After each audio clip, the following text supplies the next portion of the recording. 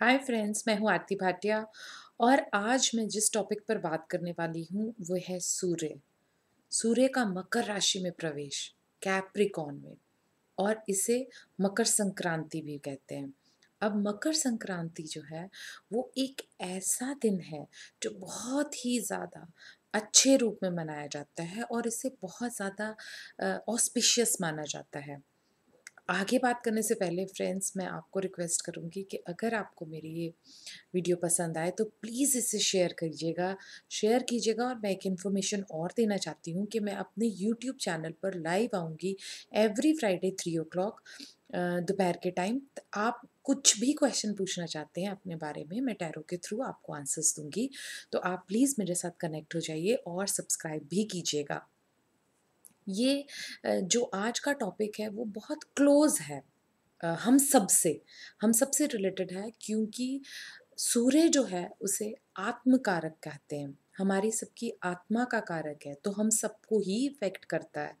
सूर्य एक प्रकाश का पुंज है, एक बहुत पावर का एनर्जी का सोर्स है। और कहा जाता है कि it is the ultimate source of energy. Science भी ये मानती है और हमारे ग्रंथों ने भी ये माना है कि सूर्य जो है 7 घोड़े के रथों पर सवार होकर, 7 घोड़े हैं उस रथ पर, उस पर सवार होकर आते हैं।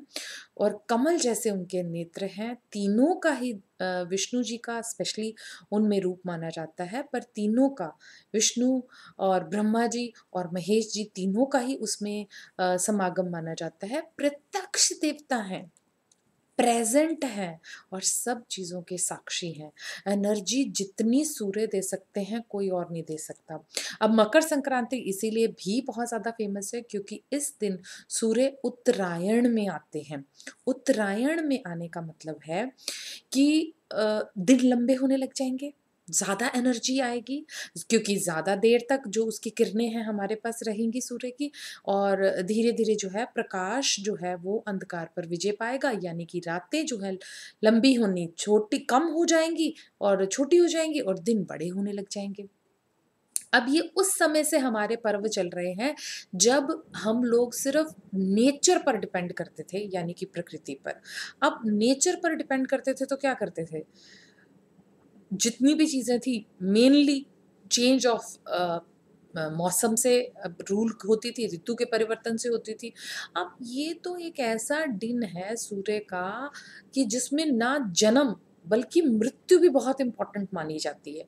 और सभी जगह पर, ऑलमोस्ट पूरे इंडिया में इसे मनाया जाता है और बाहर भी बहुत इम्पोर्टेंस है, क्योंकि सूर्य का मकर राशि में प्रवेश यानी कि अपने ही बेटे शनि की राशि में प्रवेश बहुत ज़्यादा इम्पोर्टेंट है।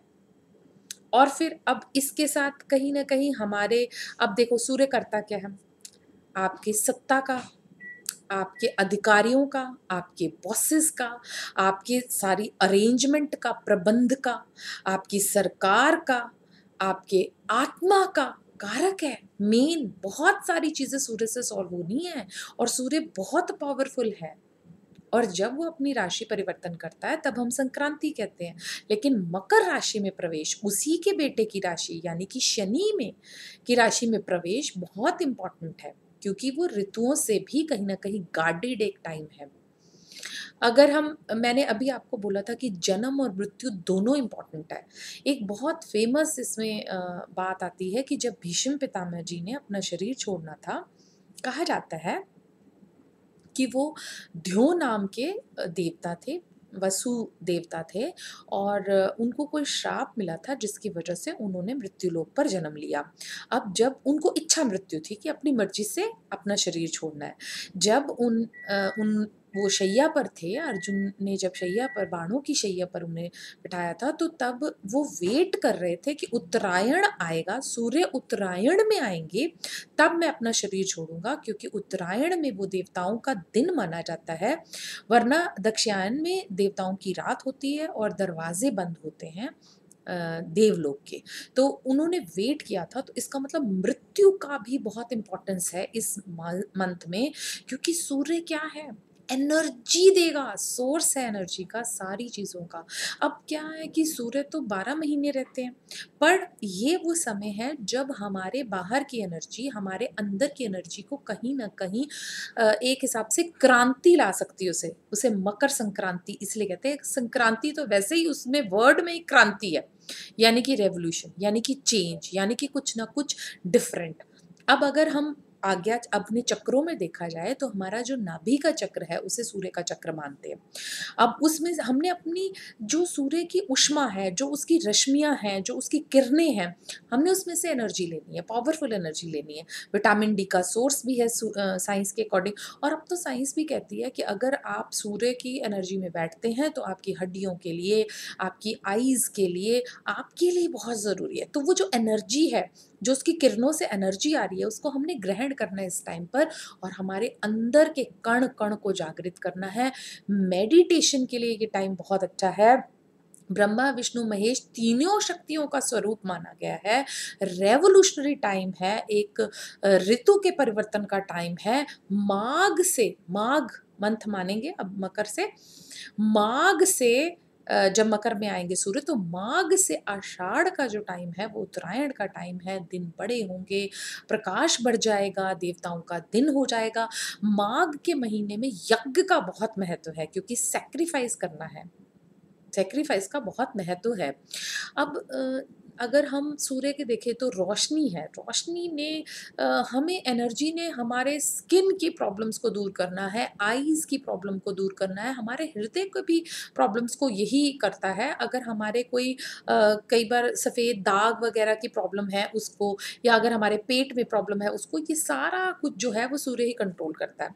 देखिए ये एनर्जी देता है, तेजस्विता देता है, ऐश्वर्य देता है, आरोग्य देता है, कर्ज़ से भी मुक्ति में बहुत ज़्यादा हेल्प करता है।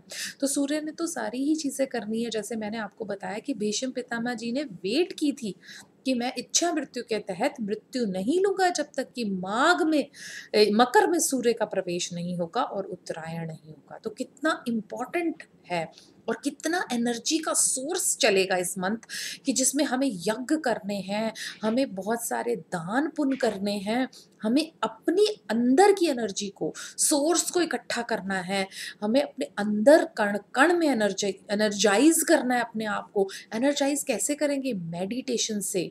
अलग से बैठेंगे, चुप रहेंगे, बात करेंगे अपने आप से, इंट्रोस्पेक्शन करनी है। तो जब सूर्य मकर में आएँगे तो इंट्रोस्पेक्शन का टाइम है, मेडिटेशन का टाइम है, बहुत सारी चीज़ें अपने आप से करने का टाइम है क्योंकि सूर्य काल चक्र को, टाइम को कंट्रोल करता है। अब दिन और रात सूर्य से हो रहे हैं तो टाइम को कंट्रोल तो कर ही रहे हैं। इतना ज़्यादा इसका महत्व है कि गंगा सागर के पास कहा जाता है जब भागीरथ जी अपने जो उन्होंने अपने 60,000 जो उनके थे ना पुत्र सगर के पुत्र थे 60,000 जो कि उनकी मुक्ति नहीं हो रही थी और भगीरथ उनके पोते ने बहुत ज़्यादा प्रेयर्स करी और गंगा माँ को लेकर आए और आगे-आगे चले और वो 7 धाराओं में गंगा जो जाकर फिर मिली थी सागर में, तो वो गंगा सागर में जब वो मीट करी थी तब भी संक्रांति ही मानी जाती है और इस डे का बहुत महत्व है। लोग जाकर स्नान करते हैं बड़ी-बड़ी जगह पर जहाँ पर स्नान किया जाता है।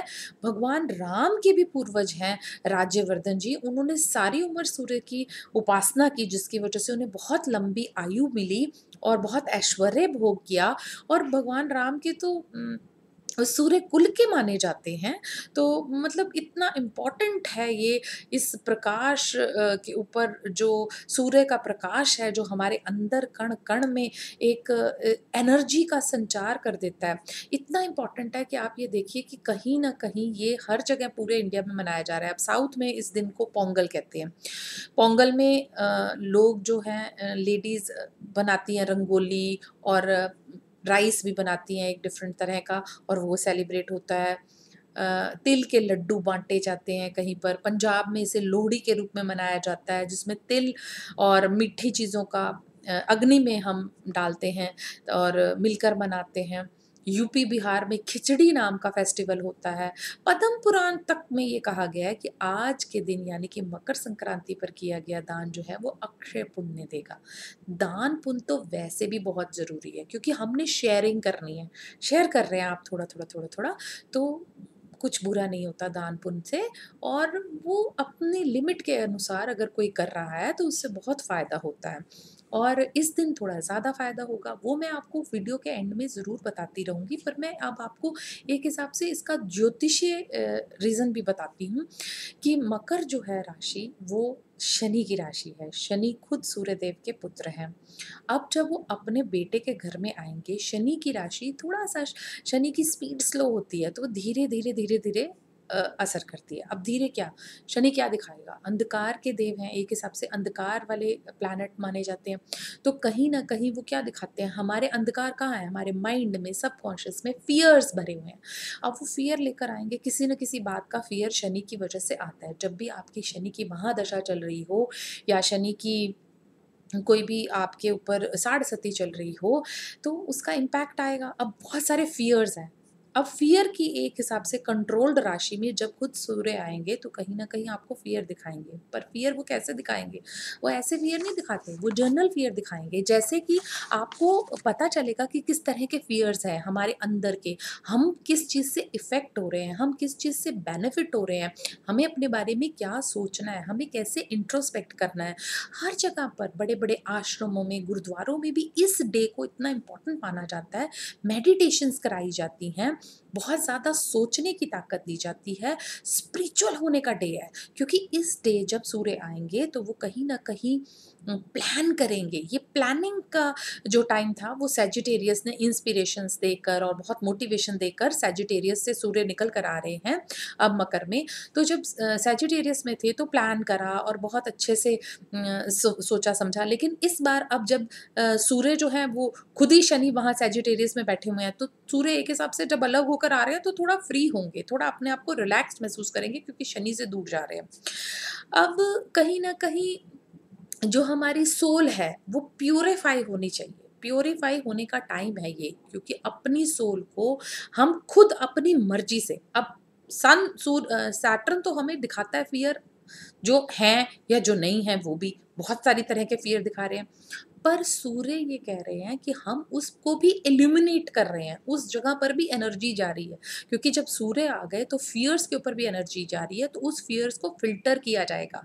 उन फ़ियर्स को फ़िल्टर कर कर समझा जाएगा। सोल खुद अपनी मर्ज़ी से अपने आप को एलिमिनेट करना चाहती है। ये वो टाइम है जब हम अपनी मर्ज़ी से डिसाइड कर रहे हैं कि हमने प्यूरिफ़ाई होना है, हम प्यूरिफ़ाई होना चाहते हैं, हमें अपने आप को सोचना है, अपने आप को आगे बढ़ाना है। तो ये कितना एक प्योर टाइम है, कितना एनर्जाइज़्ड टाइम है और हम सभी इससे इफ़ेक्ट होंगे। वैसे तो लियो वाले बहुत ज़्यादा जो पावर में हैं लोग, जिनके अंदर पावर है, बहुत ज़्यादा इंटेंसली इसमें इफ़ेक्ट होंगे, क्योंकि अब इस बारी ग्रहण भी है, क्योंकि एक हिसाब से ग्रहण वाला टाइम है। सन ऑलरेडी केतु बैठे हुए हैं कैप्रिकॉर्न में, अब सन जाएँगे जैसे-जैसे प्रॉक्सिमिटी बढ़ेगी ऑलमोस्ट 16 तारीख के करीब, 16 जनवरी को एक एक्लिप्सल सा टाइम है।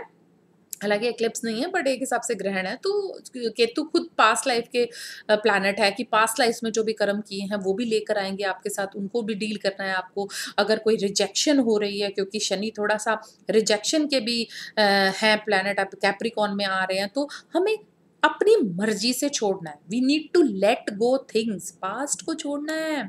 पास्ट लाइफ़ में से चीज़ें निकल के आएँगी, उसमें से फ़िल्टर करनी है कि किसको पकड़ना है और किसको छोड़ना है। कौन-सी चीज़ें हैं जो सीखने वाली हैं, पास्ट लाइफ़ के लेसन्स को सीखना है और बाकी चीज़ों को छोड़ना है। We need to let go also. तो ये टाइम इतना एनर्जी फ़िल्ड टाइम है जिसमें हमें डील करना है बहुत सारी चीज़ों के साथ, और सोल अपनी मर्ज़ी से, क्योंकि सन ने उस पर एनर्जी गेर दी, उस पर लाइट गेर दी, इल्यूमिनेट कर दिया उस जगह को, तो इल्यूमिनेशन की वजह से अब आपने खुद से सोचना है कि आपको क्या करना है। तो एक हिसाब से डिसीजन ही नहीं लेना है, डिसीजंस को इम्प्लीमेंट करना है। प्लानिंग हो गई है, अब हमने ये सोचना है कि हम इसे कैसे इम्प्लीमेंट करेंगे, क्योंकि इम्प्लीमेंटेशन बहुत ज़रूरी है। अब इम्प्लीमेंटेशन के बगैर तो उसका कोई फ़ायदा ही नहीं है कि हम उसको कैसे करेंगे। दूसरी बात ये है कि जैसे-जैसे सूर्य जो है वो 3 नक्षत्रों में ट्रैवल करेंगे। पहले तो उत्तराषाढ़ा ही है, फिर उसके बाद श्रावण है और लास्ट में धनिष्ठा नक्षत्र है, जो कि ऑलमोस्ट 12 फ़रवरी तक उसमें चले जाएँगे। धनिष्ठा के तो 2 पद इधर हैं और 2 आगे जाएँगे, तो ऑलमोस्ट उसमें 2 ही उसमें जाएँगे। तो मेन मतलब मेजर बात ये है कि इसमें से आपको खुद ही ये ऐसा एनर्जी फ़िल्ड टाइम होता है कि जिसमें आपको खुद ही इस बार, क्योंकि केतु हैं, तो उनका इम्पैक्ट है और हमें सीखना है, हमें लर्न करना है, दूसरों की बात सुननी है, समझनी है, अपनी बात, अपनी आत्मा की आवाज़ सुनने का टाइम है, अपने आप को मेडिटेट करने का टाइम है, अपने आप से आगे बढ़ने का टाइम है, तो ये बहुत एनर्जी फ़िल्ड टाइम है इस बारी। अब करना क्या है वो भी मैं बताऊँगी, पर मैं आपको थोड़ा-सा इसमें डिटेल देना चाहती हूँ कि कब-कब क्या-क्या चेंज होगा। 16 जनवरी को केतु के साथ आएँगे, तो उसके साथ थोड़ा-सा इम्पैक्ट आएगा। 21 जनवरी को लूनर एक्लिप्स है, उसका भी इम्पैक्ट ज़रूर आएगा। एक्लिप्स का इम्पैक्ट जनरली ज़्यादा आता है जैसे लियो राशि वालों पे भी आएगा, क्योंकि सन है और लूनर एक्लिप्स में ठीक है, मून पे भी आएगा, कर्क राशि पे भी आएगा कहीं न कहीं इम्पैक्ट। अब जब सूर्य जो है अब किसी के साथ कंजंक्शन में आते हैं, क्योंकि मरकरी भी आएँगे इसी मंथ में 29th के करीब मरकरी उनके साथ आ जाएँगे, तो जब वो कंजंक्शन में होंगे तो मरकरी की भी सारी एनर्जी ले जाएँगे, तो जेमिनी और वर्गो भी कहीं न कहीं बहुत इम्पैक्ट में आएँगे। पावरफुल लोग जो पावर में बैठे हुए हैं उनके लिए भी ये बहुत इंट्रोस्पेक्शन का टाइम है कि आराम से सोचें कि क्या करना है, प्लान करें और प्लान करके आगे जो भी आप काम करेंगे तो उनके ज़्यादा फल मिलेंगे आपको, उनका इम्पैक्ट भी आप ज़्यादा भोगेंगे। और जैसे मैंने आपको कहा कि बहुत सारे गुरुद्वारे, बहुत सारे मंदिर, बहुत सारे आश्रम, प्लेसेस ऑफ मेडिटेशन जो भी हैं उनमें बहुत ज़्यादा इसमें ना बहुत ज़्यादा इसका इम्पैक्ट आता है और बहुत ज़्यादा कहीं न कहीं जो है उसका आपको समझ आएगा कि संक्रांति में आपको क्या सोचना है, क्या करना है, क्या पूजा करनी है, कैसे आपको कुछ भी अपने बारे में सोचकर आगे प्लान करना है। जैसे मैं बार-बार रिपीट कर रही हूँ कि आपको मैंने बताया कि 14th से लेकर 21 तक उत्तराषाढ़ा में सन रहेंगे कैप्रिकॉर्न में।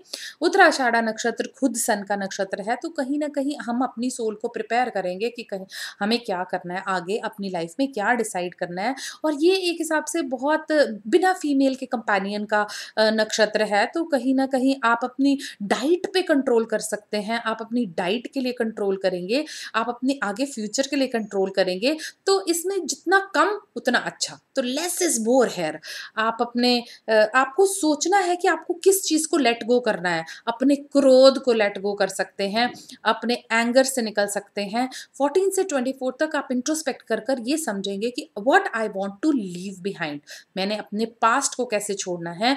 मेरे अगर कोई ब्रेकअप हो गया है आपका, तो आपको उस ब्रेकअप की एग्नी से कैसे निकलना है। सन आपको एनर्जी देंगे, आपको बेनिफिट देंगे, इसमें से निकलने की आपको ताकत देंगे। ये बहुत हार्ड होता है, लेकिन ये करेगा और ये वॉलंटरली है। देखिए, एक चीज़ आप पर स्ट्रेस देकर करवाई जाती है, जो कि शनि कराता है और एक चीज़ आप वॉलंटरली करते हैं, तो कितनी बढ़िया बात है कि आप वॉलंटरली चाहते हैं कि इसमें से आप निकलें, आप अपने पास्ट को छोड़ें, उसमें से आगे बढ़ें। ये तो होगा 24 तक। 24 के बाद सन जो है वो श्रावण नक्षत्र में आ जाएगा। अब श्रावण नक्षत्र क्या है? श्रावण मीन्स सुनना, सुनना एक हिसाब से। सुनना क्या? हम बहुत सारी बातें नहीं सुनते हैं, अपने आस-पास के लोगों की, पीपल नियर अस, बहुत सारे लोग जो हमारे आस-पास हैं, हमारी फैमिली, हमारे स्पाउसेस, हमारे फ्रेंड्स, हमारे नोन टू, हमारी अपनी आत्मा, हमें उनकी आवाज़ सुननी है। बात उनकी सुन लो और माननी चाहे अपनी है, पर बात तो सुनो ना कहीं न कहीं, क्योंकि सावन नक्षत्र है वो 6 फरवरी तक रहेगा, 24 से लेकर 6 फरवरी तक रहेगा, 24 जनवरी से। अब हमने क्या करना है, वैसे अगर ग्रंथों के हिसाब से देखा जाए, तो श्रावण नक्षत्र में वो कहते हैं कि हमने सुनना क्या है? अच्छी बात, अच्छी बात। कैसे? जैसे डिवाइन लाइट, डिवाइन साउंड, मंत्रों की आवाज़ सुनिए।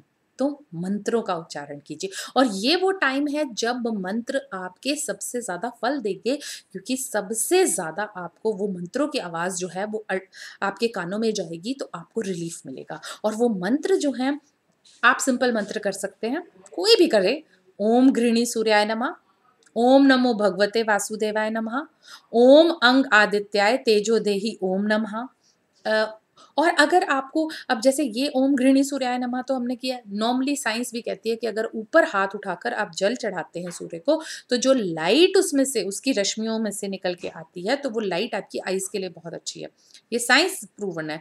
और बहुत हमारे संस्कृति में तो नदियों में अपने आप को कुछ पानी में रखकर भी संत जो हैं वो, और कोई भी जल चढ़ाते रहे हैं सूर्य को, तो सूर्य को जल चढ़ाना माघ मास में बहुत इम्पोर्टेंट है, बहुत ज़्यादा उसका फ़ायदा होगा।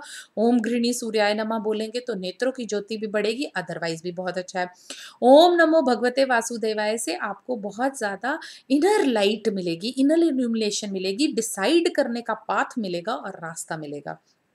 ओम अंग आदित्याय तेजो देहि ओम नमः से आपके कुष्ठ रोगों में आपको चैन मिलेगा, बहुत रिलीफ मिलेगा, हृदय रोग में रिलीफ मिलेगा, उधर के अगर कोई रोग है, पेट से संबंधित अगर रोग है तो उनमें मिलेगा रिलीफ आपको ज़रूर। अच्छा, अगर कोई लोन्स है, उसमें भी सूर्य बहुत काम करते हैं। अगर कोई लोन है आपके, तो 12 नाम है सूर्य के, 21 नाम भी अलग से हैं, आप उनको भी याद कर सकते हैं, तो उससे भी बहुत ज़्यादा आपको सूर्य के नाम करने से कर्ज से मुक्ति मिलेगी। अगर आप नॉर्मली पैसा चाहते हैं, माता लक्ष्मी की आप पे कृपा हो, आप ये चाहते हैं, तो ओम श्रीम ह्रीम ऐं महालक्ष्मी कमल धारिण्य सिंह वाहिन्य नमः। नॉर्मल भी आप लक्ष्मी की कोई भी माला पढ़ सकते हैं। तो इसमें एक रूटीन की बात है, इस पूरे मंथ में अगर आप आवाज़ से थोड़े से मंत्रों को पढ़ेंगे, तो वो जो कान वापस रिफ्लेक्ट होकर आपके कानों में आएगी वो वॉइस, तो वो डिवाइन वॉइस होगी, वो मंत्रों की वॉइस होगी, और उसका इम्पैक्ट बहुत स्ट्रांग होगा, क्योंकि उस नक्षत्र से रूल्ड टाइम में अगर हम ये कर रहे हैं, और वैसे माघ के पूरे मंथ में आप करेंगे तो ये मंत्र भी जल्दी सिद्ध होंगे, और इन मंत्रों से बहुत ज़्यादा आपको रिलीफ मिलेगा। नॉर्मली सूर्य के लिए भी ओम गायत्री मंत्र का बहुत ज़्यादा जाप किया जाता है और अच्छा माना जाता है। गायत्री मंत्र तो वैसे भी महामंत्र है, इतना बड़ा मंत्र है, इतना महामंत्र है, तो उसका तो इम्पैक्ट आएगा ही आएगा। अब तीसरी चीज़ जो है वो धनिष्ठा नक्षत्र में होगा, ऑलमोस्ट 6 फरवरी से 12 फरवरी तक। धनिष्ठा नक्षत्र क्या है? अब नक्षत्र वो है थोड़ा अमीर सा, वेल्दी वेल्दी नक्षत्र है, धन से रिलेटेड है। मार्स इनके रूलिंग प्लैनेट है। 2 इधर चरण होंगे, 2 आगे जाएँगे एक्वेरियस में। लेकिन जो ये 2 चरण में सूर्य यहाँ रहेंगे, तो उसमें आप वेल्थ है। अब वेल्थ किस चीज़ की है? माइंड की भी वेल्थ है, सोल की भी वेल्थ है। तो धन धन यानी कि हमें केवल फिज़िकल धन नहीं, हमें दिमाग का धन, हमें अपने माइंड का, अपने सोल का धन भी मिलने का टाइम है। तो ये ओवरऑल ही बड़ी अलाइनिंग है, अपनी बॉडी की, अपने माइंड की, अपने सोल की अलाइनमेंट का टाइम है। एक म्यूज़िक से रिलेटेड भी धनिष्ठा नक्षत्र को माना जाता है, आवाज़ से रिलेटेड है, तो एक डिवाइन वॉइस आप सुन रहे हैं, भजन कर सकते हैं, और मंत्रों का भी उच्चारण कर सकते हैं। ये टाइम ऐसा है जब बहुत यज्ञ करे जाते थे और करे जाने चाहिए। यज्ञ यानी कि सैक्रिफाइस। आपने जब सूर्य कैप्रिकॉर्न में आया, तो मोटी बात ये है कि you have to let go. आपने लेट गो करना है, यानी कि देना है। देना क्या है? दान देना है, जप देना है, अपने आप की पास्ट की अपनी चीजों को छोड़ना है। अब आपको क्या छोड़ना है, क्या दान करना है, क्या अपने से दूर करना है? चीजों का दान कीजिए जो लोगों को हेल्प करे। तिल, गुड़, घी, कंबल, अब ये चीज़ें बहुत ज़्यादा आपको फ़ायदा देंगी। ऊनी कपड़े बहुत लोग देते हैं। अब तिल क्या है? विष्णु जी के भी कहा जाता है कि विष्णु जी में से ही 3 तिल निकले थे, सफ़ेद, भूरा और ब्लैक। अब काले तिल जो हैं, अगर आप शनि से इस समय से कहीं पे भी परेशान हैं, तो अगर आप काले तिलों का दान करेंगे तो आपको बहुत फ़ायदा होगा। काले तिल की बनी हुई चीज़ों का भी आप दान कर सकते हैं। सफ़ेद तिल की बनी हुई चीज़ों का, मिष्ठान स्पेशली का दान किया जाता है। और माना तो यही जाता है कि विष्णु जी जो हैं वो सूर्य हैं, और लक्ष्मी जी जो हैं वो पृथ्वी हैं। अब उन्हीं के बेटे जो हैं वो वायु और तिल से शनि यानी कि हुए, और उससे उनको फ़ायदा होगा। अब नवग्रह यंत्र वग़ैरह भी इस दिन डाले जाते हैं, शनि के कवच यूज़ किए जाते हैं, शनि के कवच डाले जा सकते हैं, शनि का कवच पढ़ना शुरू किया जा सकता है, मंत्रों का जाप किया जा सकता है। तो ये टाइम पूरा ही बहुत ज़्यादा ऑस्पिशियस टाइम है, और ये दान पुण्य सभी को करने हैं, किसी एक पर्टिकुलर राशि के रिलेटेड नहीं। अब आप मेष का ही लीजिए, अब पहले अगर मैं मेष की बात करूँ, तो 10वें यानी कि उनके करियर भाव में खुद केतु बैठे हुए हैं, अब सूर्य आकर बैठ जाएँगे। हालाँकि ग्रहण का टाइम है, पर फिर भी सूर्य में पावर है और कैप्रिकॉर्न में वैसे भी अपने बेटे के घर में आए। अब बेटे के घर में आए हैं तो कभी फादर ये नहीं सोचेगा, हालाँकि फादर और बेटे की नहीं बन रही, पर फादर ये नहीं सोचेगा कि मैं ऐसा क्या करूँ कि इसका फ़ायदा हो, मैं अच्छा लग रहा हूँ कि नहीं लग रहा हूँ। वो तो ये कहेगा कि किसी भी तरीके से इसका फ़ायदा हो, मुझे इसका कुछ न कुछ फ़ायदा करा कर जाना है,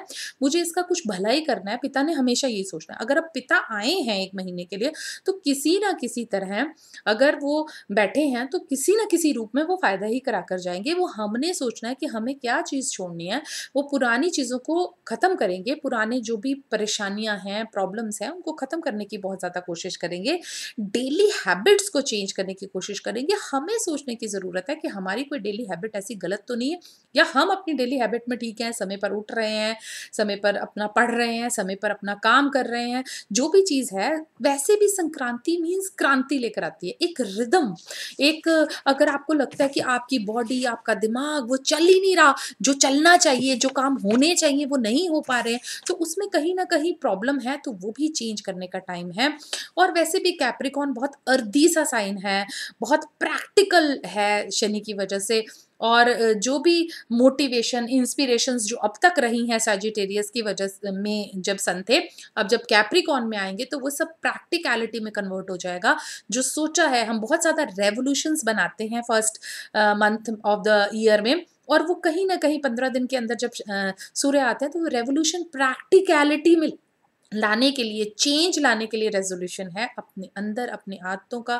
और ये मैंने आपको बताया कि मंत्रों का जाप इस मंथ में बहुत ज़्यादा इम्पोर्टेंट है। यज्ञ, सैक्रिफाइस घी का और यज्ञ दान करके खुद देवता का दिन हो जाएगा देवताओं का, और वो देवता खुद आएँगे पृथ्वी पर वो लेने के लिए। तो ये एक बहुत ऑस्पिशियस टाइम है जब पर हमें यज्ञ करने चाहिए। कुछ भी नहीं आता आपको घर में, तो आप नॉर्मल अगर यज्ञ करना चाहते हैं, तो आप नवग्रह का आप मंत्र कर सकते हैं।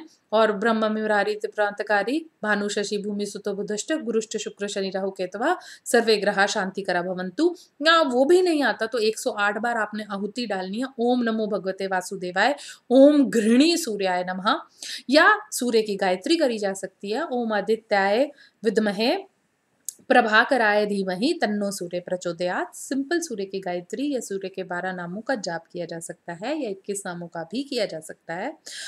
और जो वरी है उसकी जो कैप्रिकॉर्न में आकर कहीं न कहीं वरी जो है उसको ख़त्म करने के लिए इस तरह के काम करे जा सकते हैं। दान पुण्य से बहुत ज़्यादा रिलीफ़ मिलेगा। दान मैंने आपको हर तरह के बता दिए कि तिल का करेंगे, सफ़ेद का तिल का, और घी का, कंबल का, ऊनी कपड़ों का, गुड़ का, और ये सब दान करें। आप अपने भार के बराबर भी कर सकते हैं। और इसके अलावा आपको जो कोई लंगर वगैरह कर सकते हैं, खिचड़ी वगैरह का दान कर सकते हैं। और ये जो प्रत्यक्ष देवता हैं, जो ज्योति के स्वरूप हैं, जिन्होंने दिन-रात काल चक्र को एक हिसाब से रूल करते हैं, जब वो ऐसे पोज़ीशन पर आते हैं कि जो बाहर तो छोड़ो, अपने अंदर के कण-कण को, रोम-रोम को एक हिसाब से एनर्जाइज़ करने का ये टाइम है, तो ये टाइम लूज़ नहीं करना चाहिए। और स्लो ज़रूर होगा, लेकिन एक कंसिस्टेंट विज़न जो सन देता है, उससे आपको बहुत फ़ायदा होगा। तो फ्रेंड्स, अगर आपको मेरा ये वीडियो पसंद आए तो प्लीज़ इसे लाइक, शेयर एंड सब्सक्राइब ज़रूर कीजिएगा। सब्सक्राइब का रेड बटन नीचे ही है। Thank you so much.